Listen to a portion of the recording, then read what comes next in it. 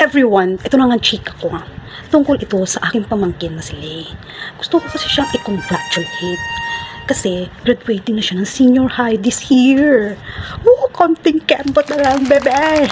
Ngayon, nag-iisip kasi ako kung paano ito magiging memorable dahil first time nga, diba? So, ito na nga. Last week, nagkasabay kasi kami mag-lunch.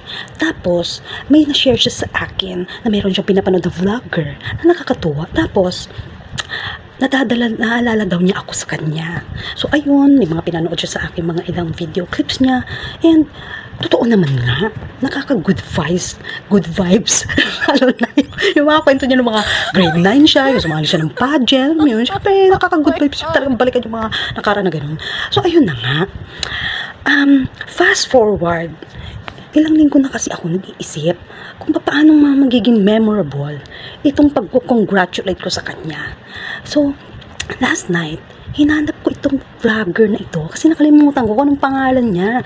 Hinanap ko siya, tapos nanood ako ng mga videos niya hanggang sa hindi ko na malayan, nakatulog na ako O ngayon, fast forward, nagising ako. Nagising ako, ito naman ang peg ko. Nag-script writing naman ako, diba? Ay, nako. Syempre, pinanood ko siya. Syempre, gusto ko malaman paano yung mga atake niya, paano yung mga nuances niya. Syempre, para makatotohanan naman, diba?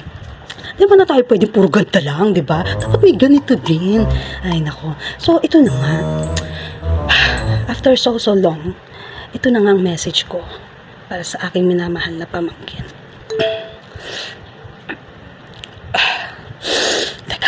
Inhale, exhale. Lay.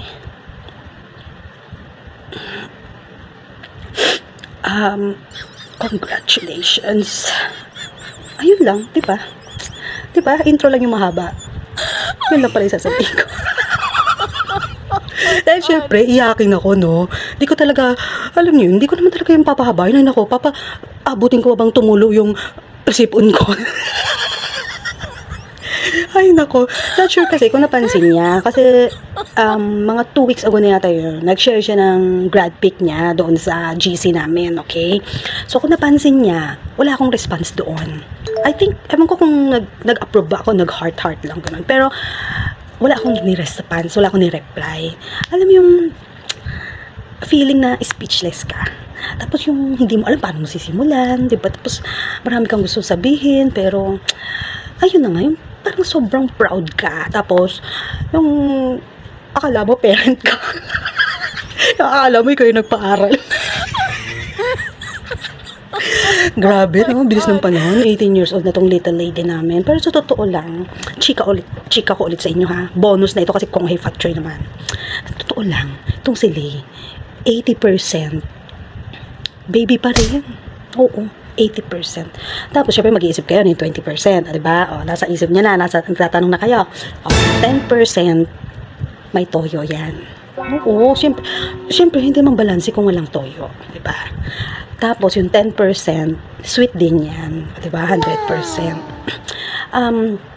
Syempre, dito, napatunayan niya talaga na pag tumatanda ka, yung dito, bumabata. Oo, napatunayan niya ulit. Totoo pala yun, ano, pag nagkakaedad ka, no?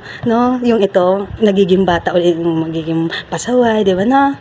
Basta, we are all very proud of you. Alam ko, hindi madali itong pinagdadaanan natin family natin, but eto, dati pinapanood mo lang ako, ngayon, ikaw na mismo yung nasa vlog ko. Yes, di ba?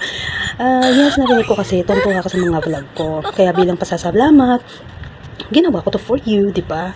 Sana you always choose happiness, you always choose love, you always choose always believe. Believe in yourself, di ba? And always have faith. Wow. Alam mo naman, yan natin tanggalin mga bad attitudes natin, okay? Be mature and more responsible, di ba? And ito, lagi mo na naman narinig sa amin.